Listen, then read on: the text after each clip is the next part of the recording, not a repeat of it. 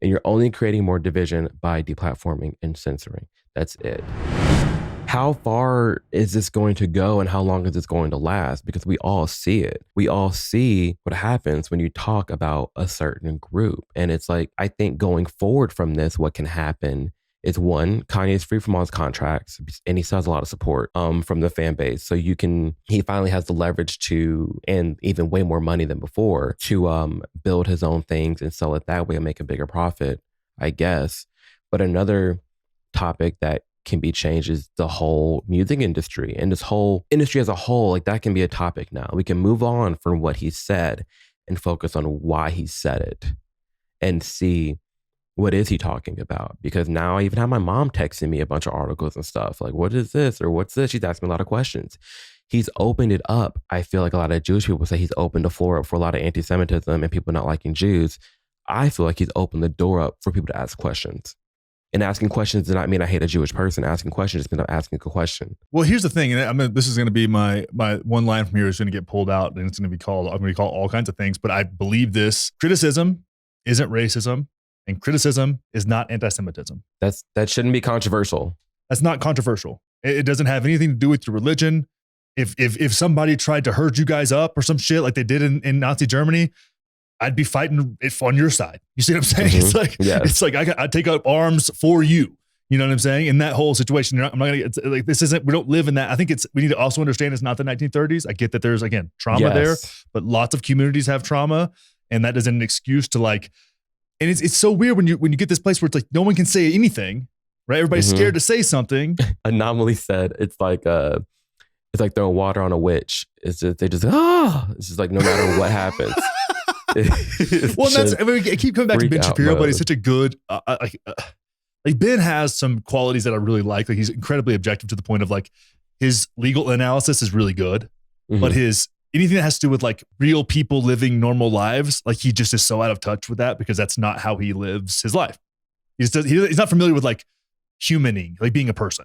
In my opinion, like you know what I mean? It's like, that's not really his strong suit is like humaning. Being a person, so, you know? That's fair. But it's like whenever he talks about like constitutional law, I always want to listen because I'm like, he's so objective that it's like, you know, he is like not emotional, but when it comes to this, like if you criticize Israel in any way, like he goes off and it's like, he's like, okay, so if you were to say like something was oppressive or racist or whatever, he'd be like, no. You know, like he'd Ben Shapiro himself around and be like, that's a problem. That was good. You know, and it's like, and he turned into like a little like, well, facts don't care about your feelings. No, that's what he would do. But then it's like, well, Israel maybe shouldn't kill so many civilians. And he's like, anti-Semitism everywhere. Oh my God, it's anti-Semites. Rashida Tlaib's an anti-Semite. AOC is an anti-Semite. It's like, whoa, how do you not see? How is it not right in your face? How hypocritical that is. Like, how is that so hard for you to wrap your mind around? He doesn't see it. And I have some Jewish friends that are like, oh, we need to cancel Kanye. We need to do this and do that. Like, they're not mad at, they're not upset at the fact of him being so deplatformed. I'm like, weren't you just talking about free speech? Weren't you just talking about promoting free speech and how this is so important and we shouldn't be canceling people? But now all of a sudden, because you got criticized, not you, but like your community, you have a problem with it now. And now you're in favor of shutting them down. It's hypocritical. But a lot of Jewish people see what Kanye is saying as equal to Hitler. And I don't know how, but they do. Yeah, and that's people throw that Hitler around so much. I'm over it. Well, and that's the thing. It doesn't mean anything. It's just like when racism got overused so much, it doesn't mean anything anymore. It does. What does it mean to be racist in 2022? Anti-Semitic, homophobic. What does it mean? Because I've been called all of it. You've been exactly as a gay black man, you've been called what? Racist, anti-Semitic, racist, and homophobic, all of it. I literally miss him. Like one of my good best friends that I had growing up cut me off because I'm racist and homophobic, and he's a white gay man. He's like, Amir, you're just too racist and homophobic for me. Like, I cannot. And I'm like, bro, what? What are you talking about? It's so crazy. It's like, the words don't mean anything anymore. And it's like, oh, Kanye's speaking like Hitler.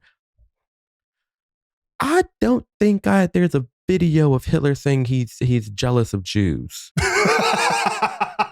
I don't think there's a video of Hitler praising the Jewish community. Like, I don't know. It doesn't add up, but it's like, it's a non-starter, right? It's like anti-Semitic non-starter, which only at this point now, because the way, if this would have happened 3 years ago, I might be in a different camp here, right? Mhm. But it's like, because of the way the last 3 years have been, where it's like, if this thing is, it's like, there's just like, it's this and you shouldn't see it because it's anti-Semitic or it's racist or it's homophobic or it's problematic or whatever it is. It just makes me want, I'm just going to watch it even harder now. I'm just going to watch it more thoroughly. It's making people hateful. And then all it does, what's the end result of all this with Kanye? Kanye is whatever, and people are more divided. So now within the division, there's more division, right? Because this is, I think this is actually dividing the conservative side of things, because everything is political now. Like the right side is more split on Kanye than the left is. The left is like, they're homogeneous in this kind of thing. Yeah, they're like, F it. No one's asking hard questions, right? Even like people that I appreciate are like, this is beyond the pale, which it kind of is. But at the same time, like there's something, let's try to be, steel man it if you can. And I'll steel man anything. Like that's one thing that people don't understand. Like I'll steel man anything.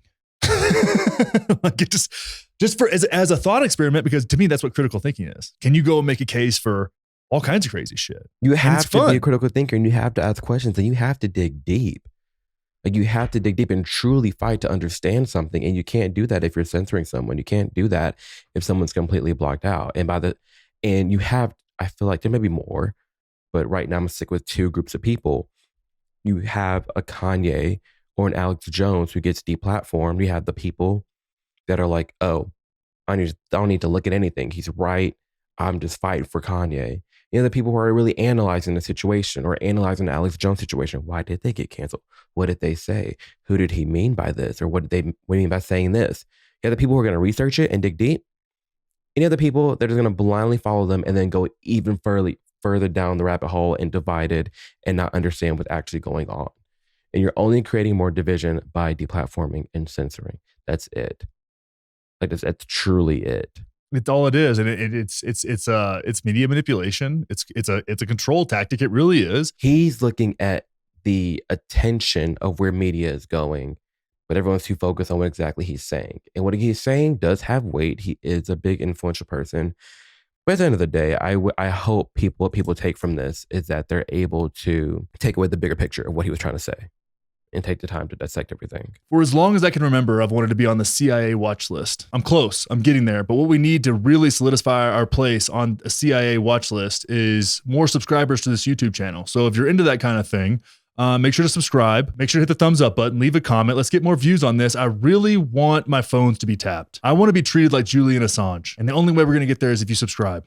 So do it.